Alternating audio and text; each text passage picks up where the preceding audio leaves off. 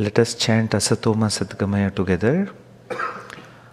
Asatoma Sadgamaya Tamasoma Jyotirgamaya Mrityorma Amritangamaya Om Shanti Shanti Shanti. You may gently open your eyes.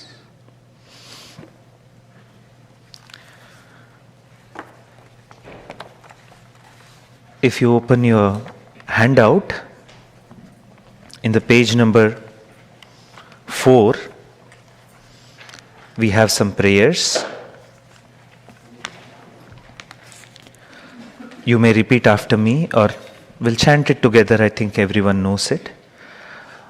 Om Sahana Vavatu Sahanau Bhunaktu Sahaviryam Karavavahai Tejasvinavadhitamastu ma vidvishavahai. Om Shanti Shanti Shanti. Shruti Smriti Purananam Alayam Karunalayam Namami Bhagavat Padam Shankaram Loka Shankaram.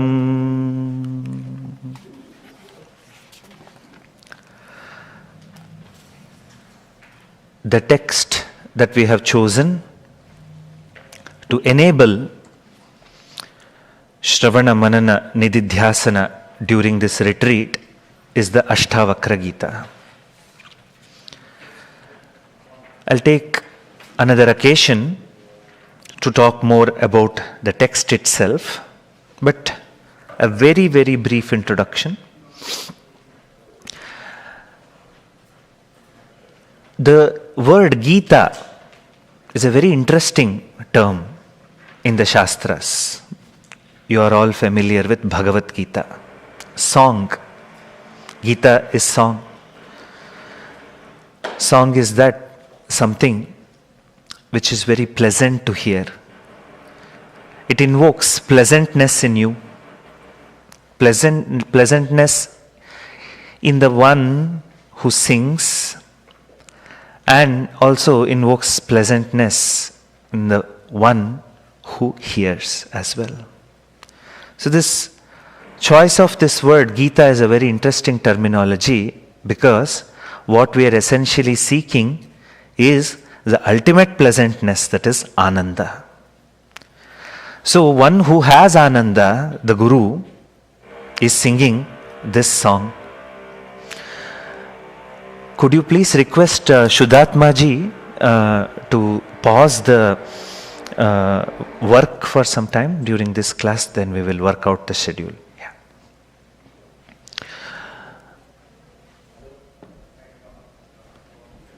So what we are essentially seeking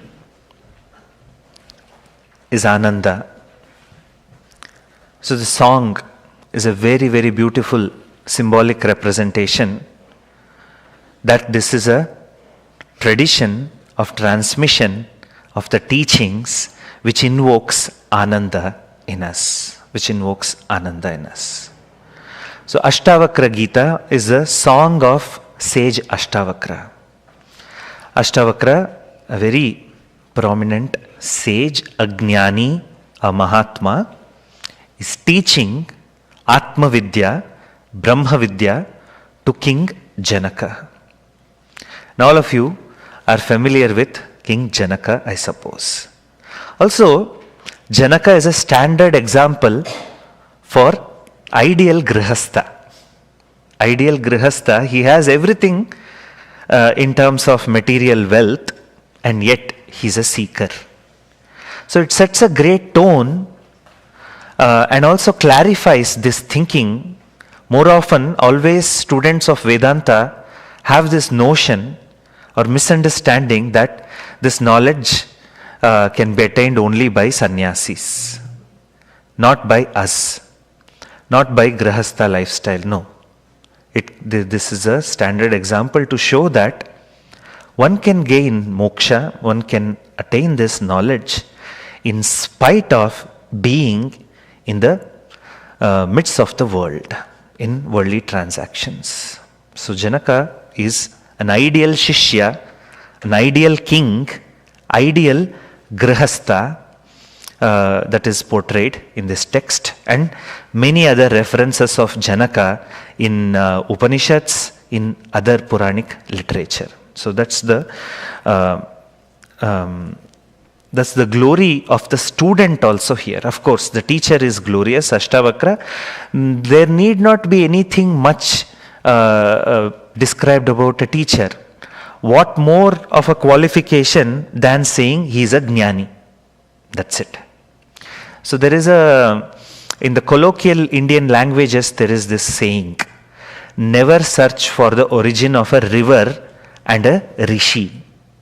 So it's hard to find and you may not make out much. So you go to the source of the river.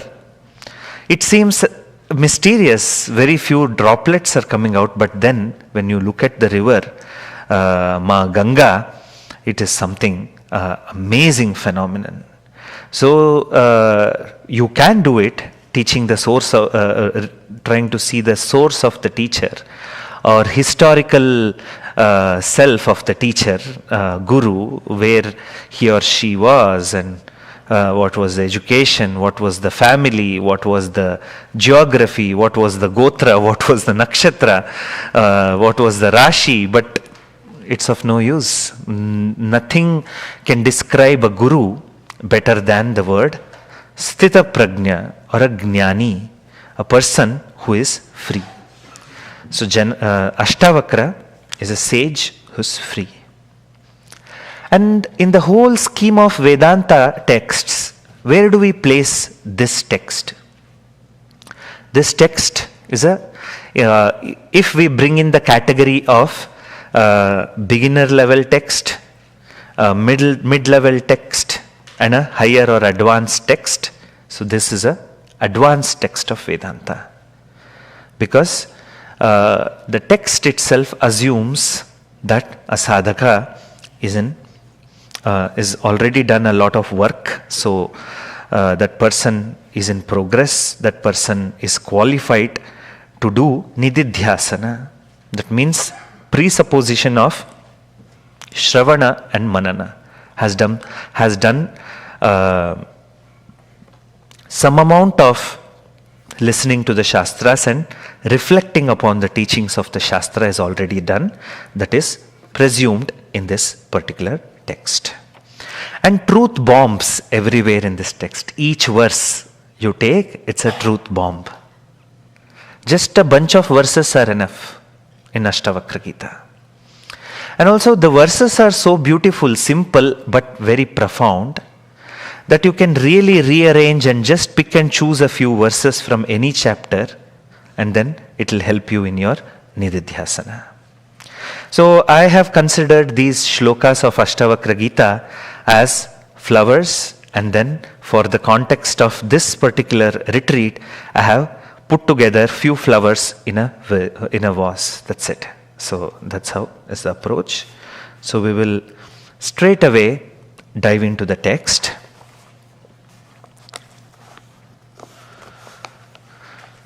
You may repeat after me. Janaka uvacha katham jnanamamapnoti katham muktir bhavishyati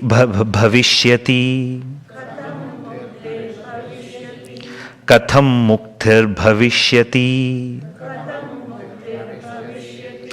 vairagyam cha katham praptam etad bruhi mama prabho.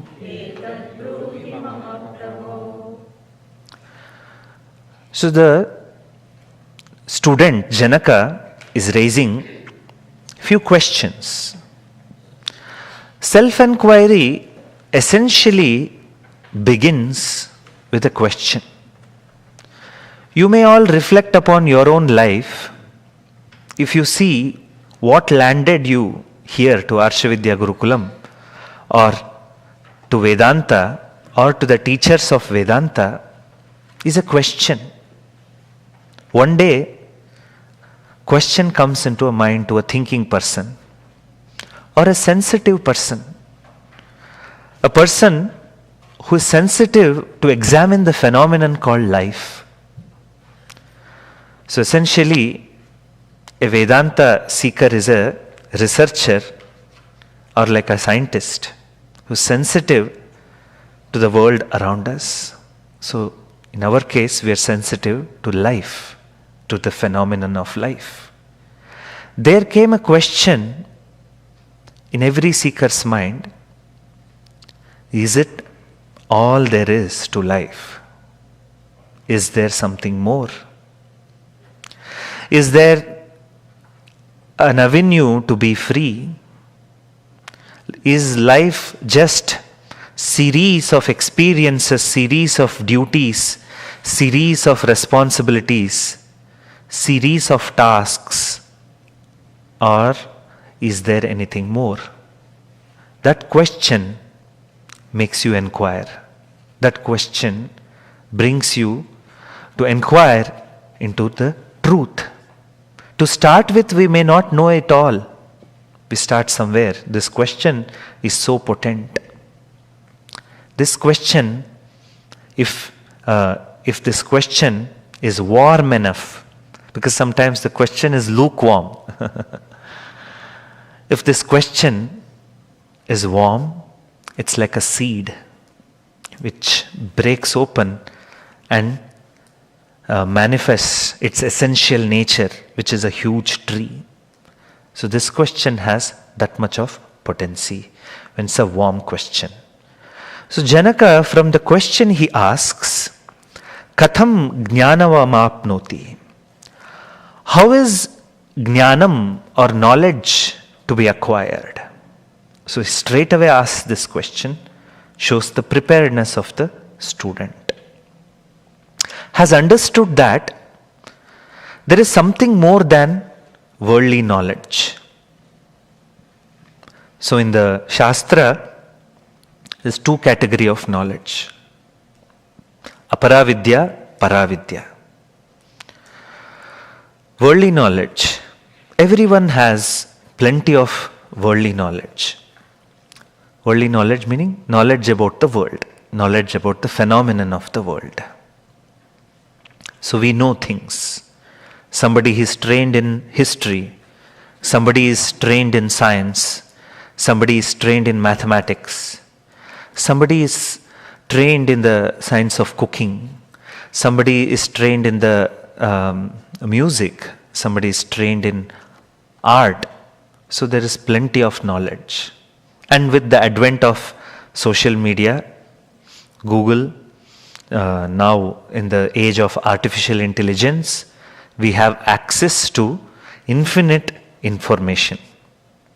So everybody has some or the other knowledge about the world. Or if we don't have, we can easily gather some more.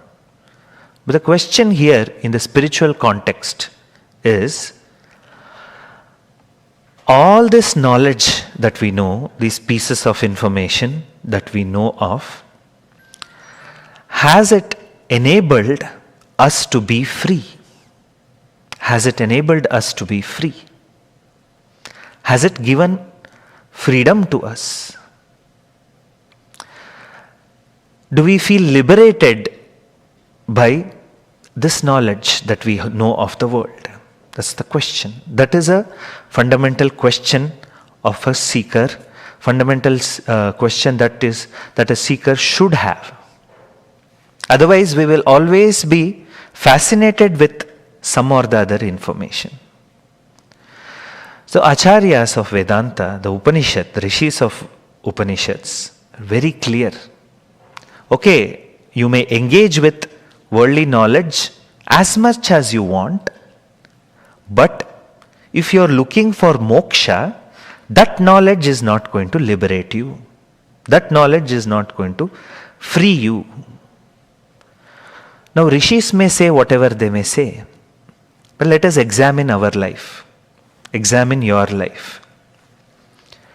has this knowledge of the world that we have, has it given us freedom? If it has not given freedom, then we need to look for that knowledge which will free us. And the rishis say that knowledge is Atma Vidya, knowledge about oneself, knowledge about reality. That knowledge has the capacity to break all our bondages, all the mental bondages that we carry. The self-knowledge has the ability to set us free. Now Janaka seems to know that already. Now he is asking Ashtavakra, Katham, how this knowledge has to be acquired. How this knowledge has to be acquired. And he says, Katham muktir bhavishyati. How is moksha to be attained? How is liberation to be attained? Here it also shows what Janaka doesn't know. That's why he knows that he doesn't know, that's why he is raising a question.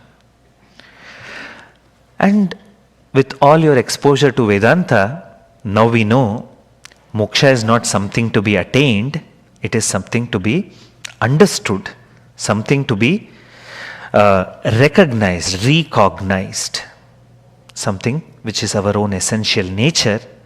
And the whole exercise of Shravana, Manana, Nididhyasana is to recognize this truth which is there. And he asks, how is dispassion to be acquired? Vairagya, how is that state of dispassion?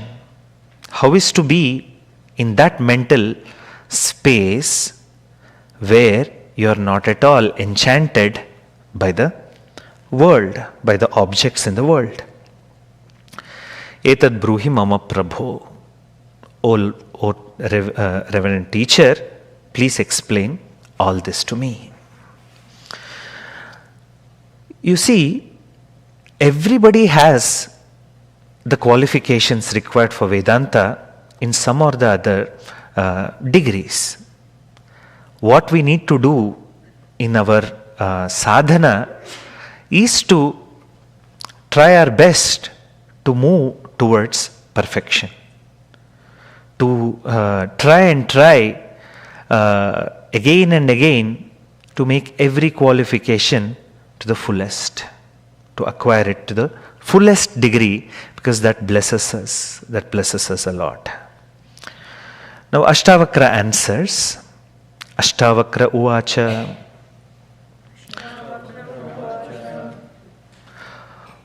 Muktimichasi chet tata Vishayan Vishavatyaja Kshamarjavadaya Tosha Satyam Piyushavat Bhaja.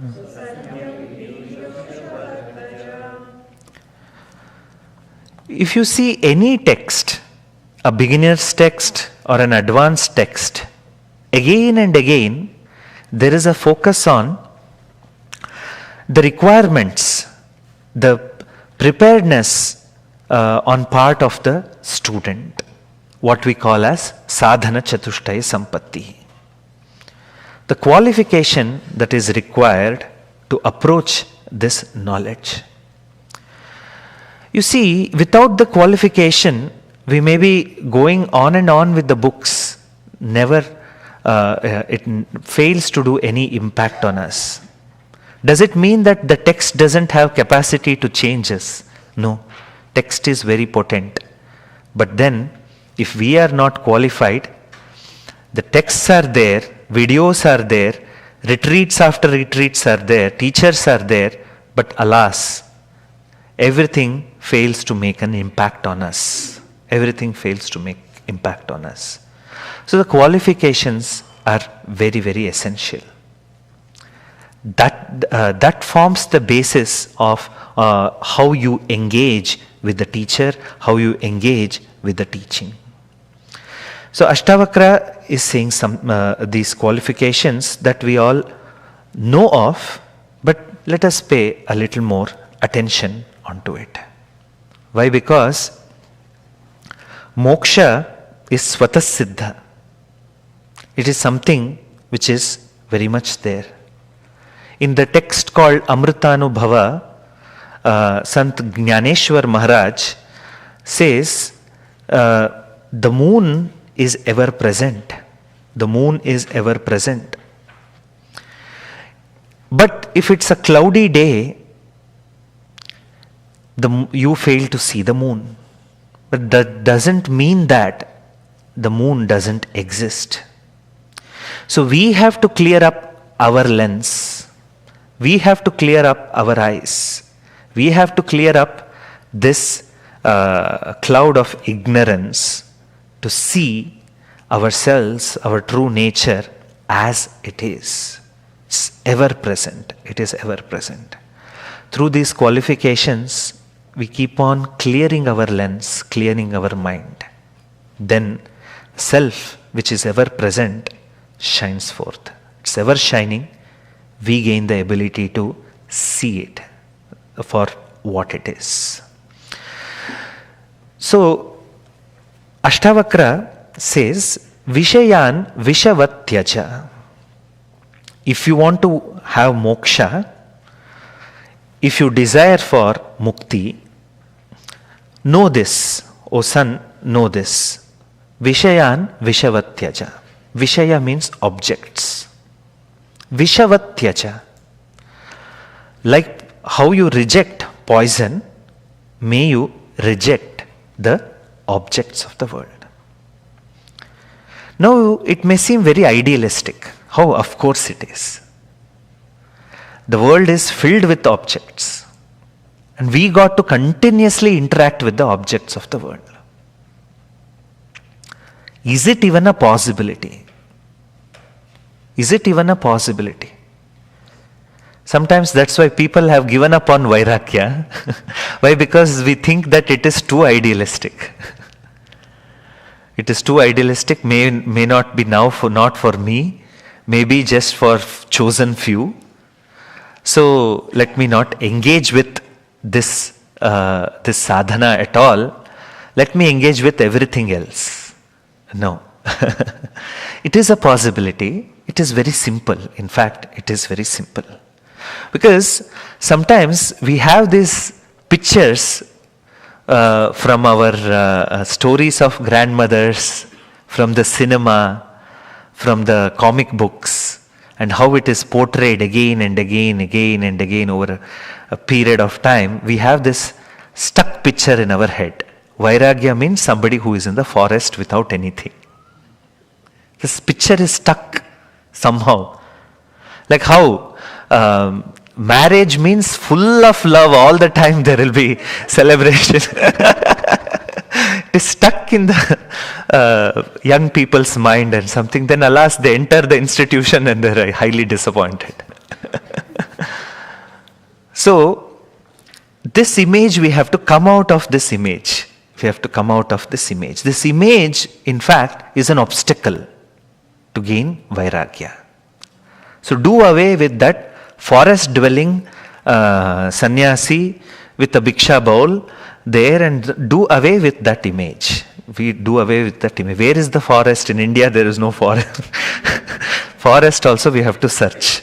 So you want to be in the forest. So that is valid. Still you may find many of the Mahatmas having that lifestyle, but that's an exception. Now contextualize in your life. Bring it to you. So forget what others are doing and other things. Okay, now Vairagya. How do I contextualize for my life in current situation? Then you can engage with that sadhana. Otherwise you will be disengaged with this sadhana totally, Vairagya. Vishayan Vishavatyaja. Develop a mind which has understood objects have utility value and nothing more than that. So one continues to engage with objects, but doesn't designate any special value on them.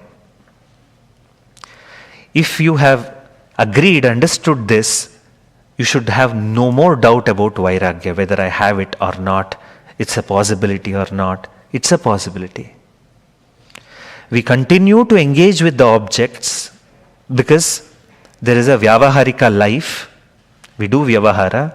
Grihasthas are in vyavahara.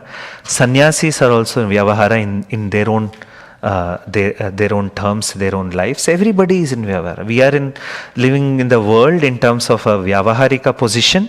Of course, there are going to be transactions with the objects. Now, how do we do it? How do we transact? We transact only with the utility value, not adding any subjective value to it. A clock is there and it has a utility value of indicating time to me, so I have it. I don't possess it, I have it as long as it is there. I do not have to project extra subjectivity on it that this is mine, this is antique, it looks good, something or any subjective value to it. So the entire world of objects, take out the subjective value from them. So no more it can haunt you, no more it can disturb you. As simple as that. So when it comes to gaining true ananda, these objects are not useful. That you all know, that we all know. So with this basis of viveka, vairagya becomes a beautiful sadhana. Every moment there could be a sadhana of cultivating the attitude of vairagya.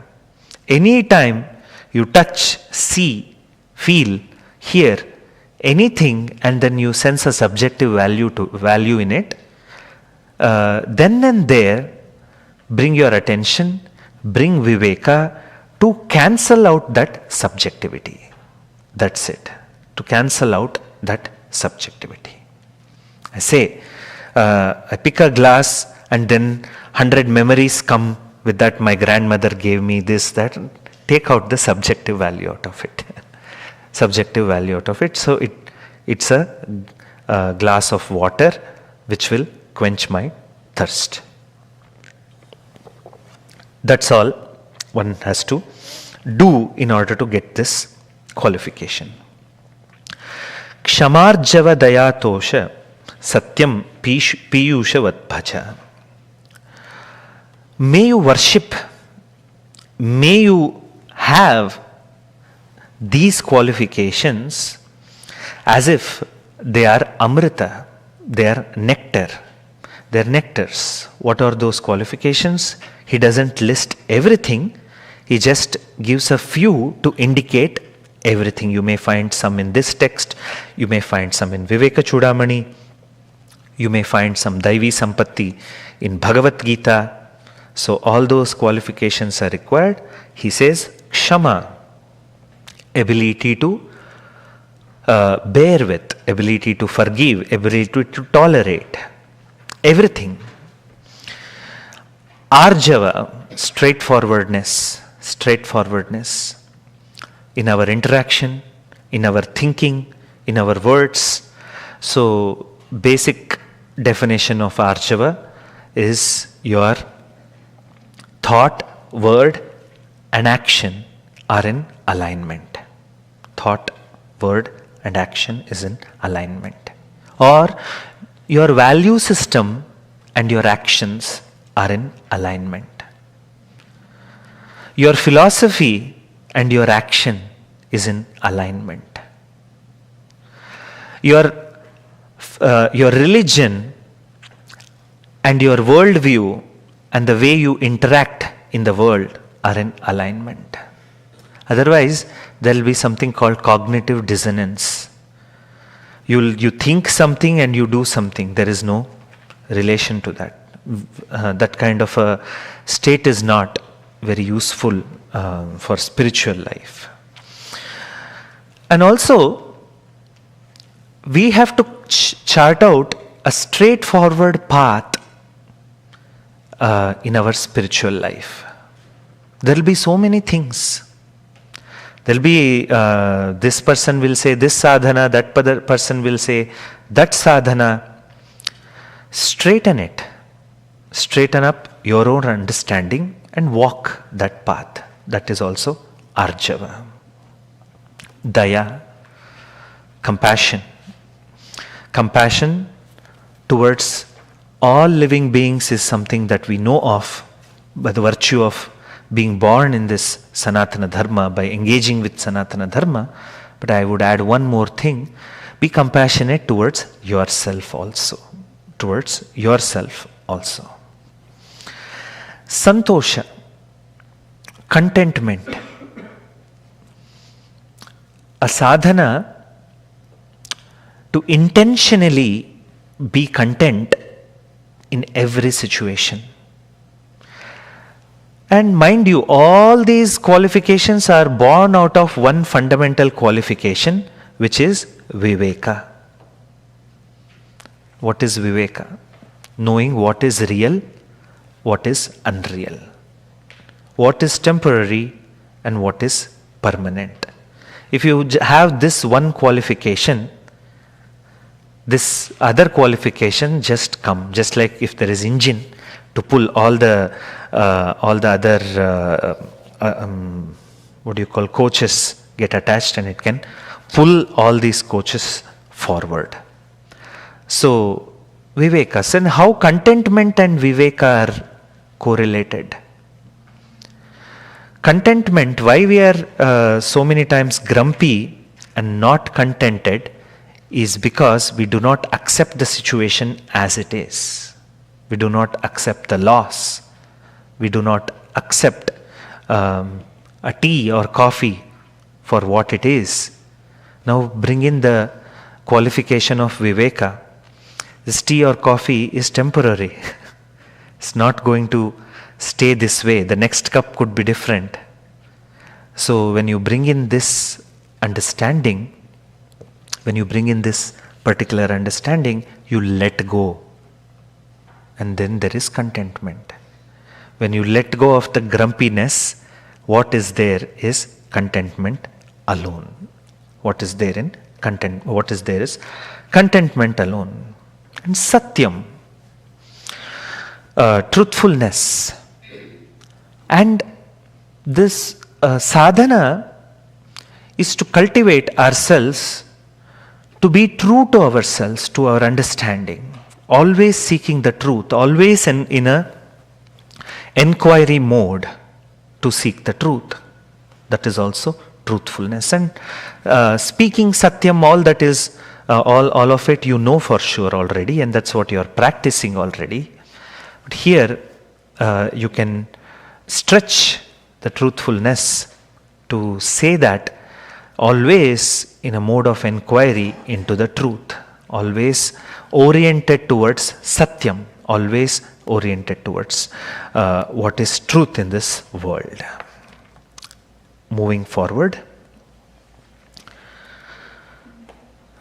Na prithivi, na jalam, na agnihi, na vayur, dyaurna va bhavan, esham sakshinam atmanam chidrupam vidhi muktaye.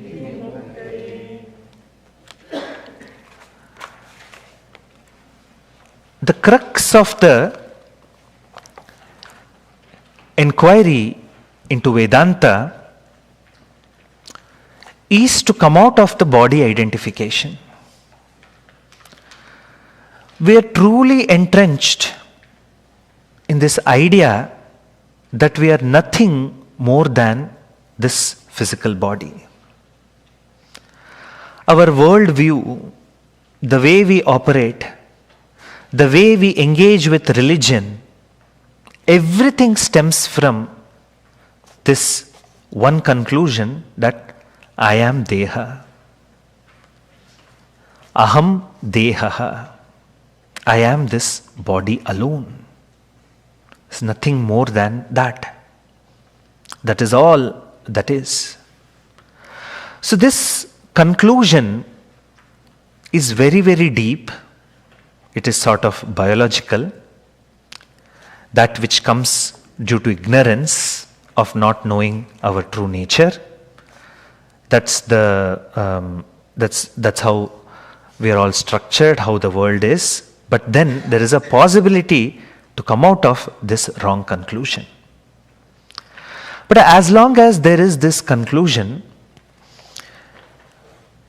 if you observe any action, any interaction, anything that we seek in the world, is all pointed towards this wrong notion that I am the body. I am the body. I am this body alone. Nothing else. You see, it seems like a naive conclusion. It seems like, what is wrong? Swamiji, so what is wrong? Isn't it we are body? I mean, we are sitting. We are embodied beings. There is body. And what else? Is there any other way? Is there any other way? Yes, there is other way. Yes, there is other way. Because this is a terrible wrong conclusion, a cause for all insecurities, all dukkha, also every kind of ailment, mental ailment you can think of, everything, every kind of insecurity you can think of, is all stemming from this conclusion.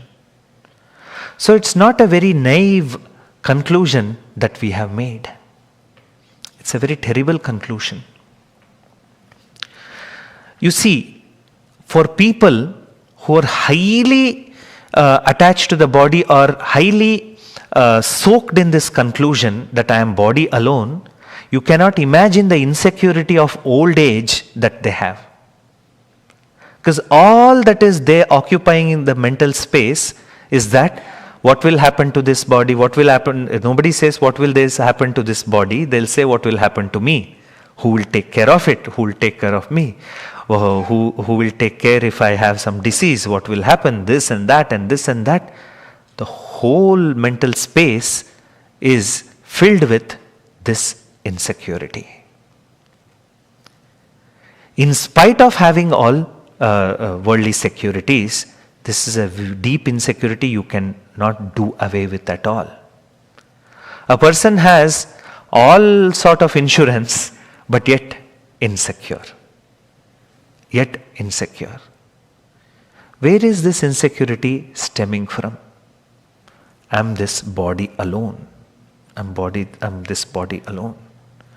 So I'll go on trying, doing everything in order to maintain this body or maintain this body orientation. Everything. There are some people I know of, their entire day starts and ends with saying some fact about health foods.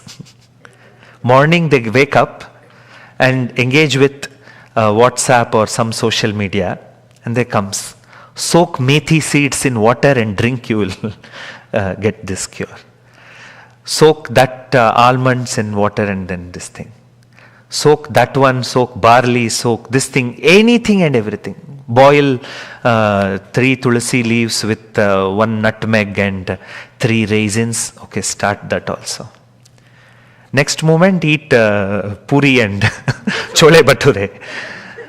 So, whole life is dedicated to only finding remedies and remedies.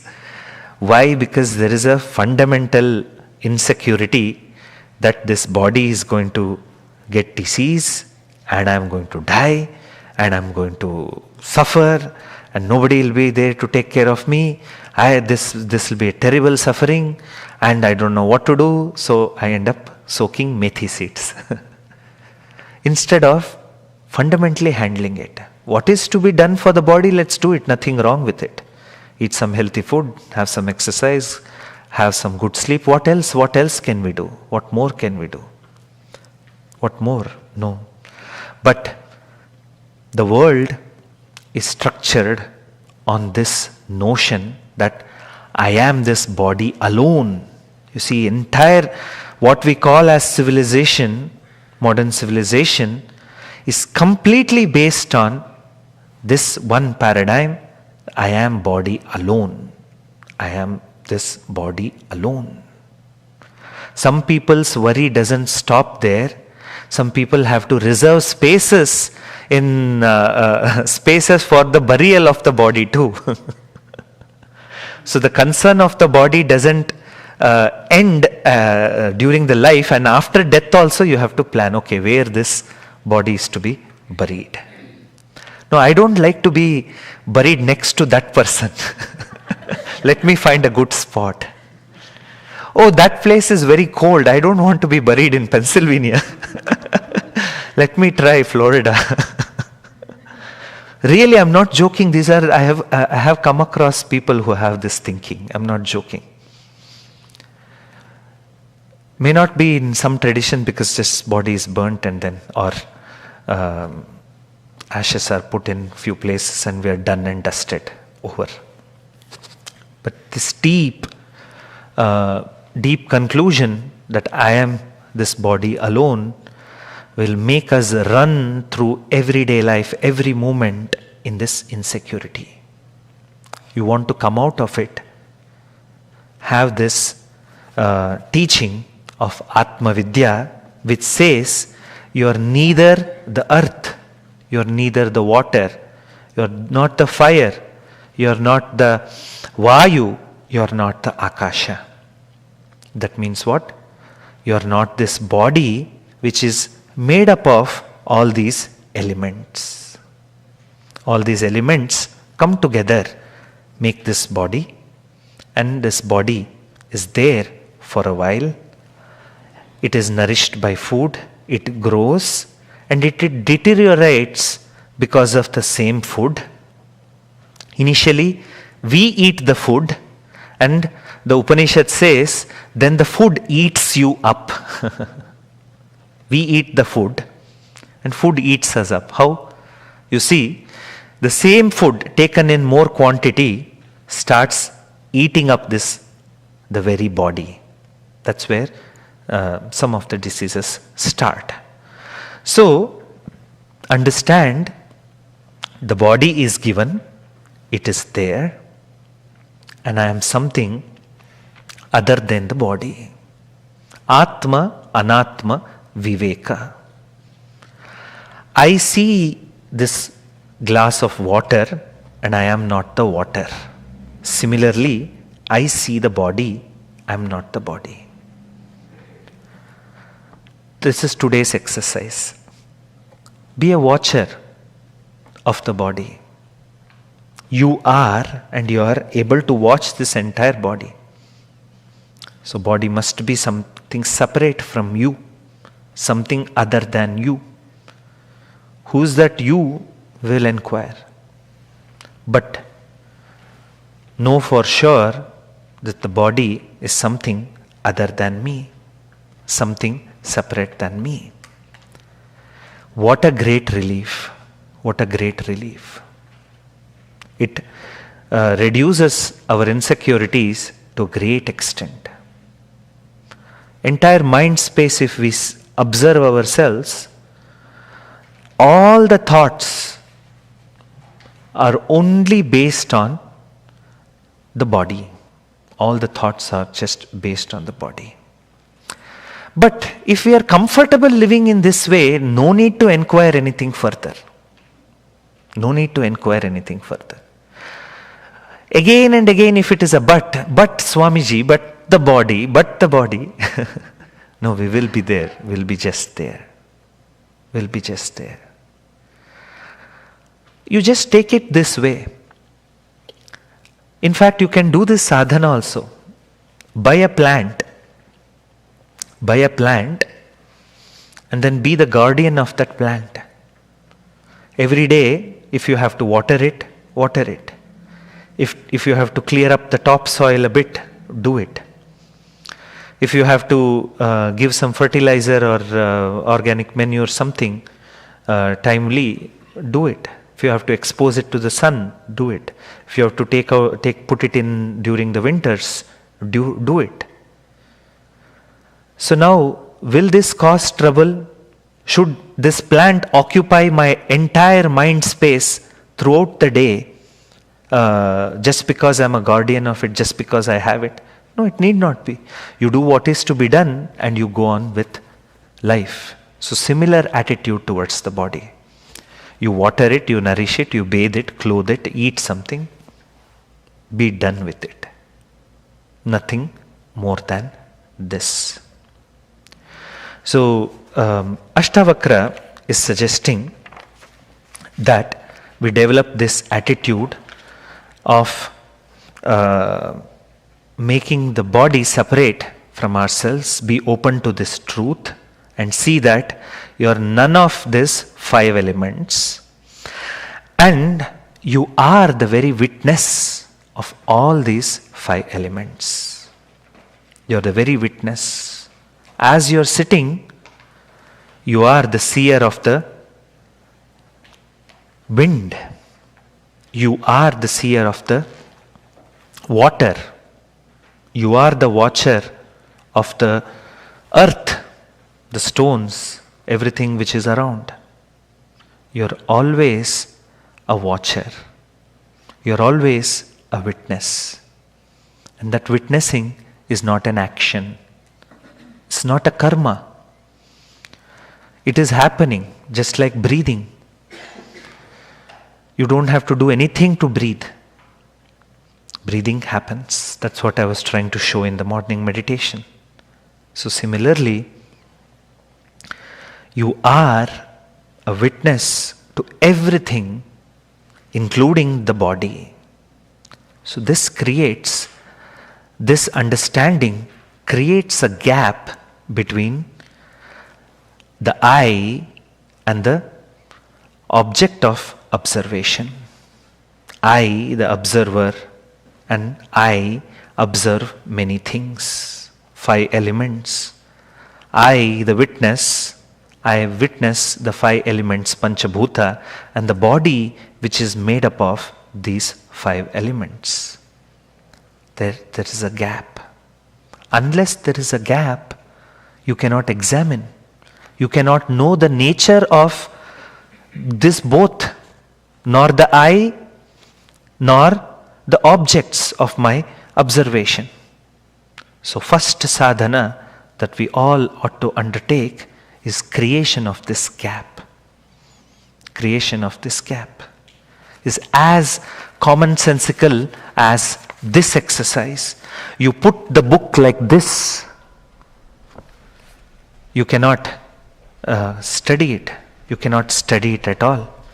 You need to separate this book from you. You need to separate the vibrations from you. Come what may, we are in the presence of Dakshinamurti. The whole hall is vibrating now because Swamiji gave some fundamental Vedantic truths. So like an earthquake, this hall is shaking right now. But I am still the observer of this entire phenomenon. If we fall down, all of us together will fall down. If it collapses, we collapse together. Nothing to worry. So you separate it. You separate yourself from this body. Then alone you can study it. Then alone you can know the nature of the body a little more. Then alone you can understand I, and you can understand the world also. What is world? So this has happened. Satyanrita Mithuni Karana. Shankaracharya uses this expression in the Adhyasa Bhashya of Brahma Sutra. Satya and Anrita, the real and unreal, have got mixed up. So they're all jammed. Now I do not know which is real, which is unreal. I do not know at all. So in order to come out of this is bandhana, in fact. Bandhana means bondage, right? So, classical Indian example is knot that we put in 3 knots at the time of marriage. No, that's just we sannyasis also need some occasion to joke. See, so always marriage joke pops up. Nothing. Nothing wrong in it. So bandhana, satya and anrita have got intertwined. There is a thread of satya, there is a thread of mithya, which should never in fact mix up. Which should never mix up. But alas, we are such brahaspatis that we have mixed it up. So now Vedanta is separation of it. So create this gap. Create this gap. I, the observer, I, the witness, the body, the observed. The Panchabhutas, the world, what I observe. Going forward, we'll examine the nature of both of this and explore this thread of thought of Ashtavakra a little more. So I conclude this session by giving this activity for your reflection throughout this camp, throughout this today, throughout the camp, throughout spiritual life, that create this gap. Our orientation is immediately to get involved with what is observed. Create that gap. I see something, I want to get involved with it. So create that gap, even with the body. I am observing the body. Just as I observe a plant. I nourish it, I take care of it, I observe it. So that is the sadhana for today. Om Purnamadah Purnamidam Purnat Purnamudachyate Purnasya Purnamadaya Purnameva Vashishyate. Om Shanti Shanti Shantihi Harihi Om.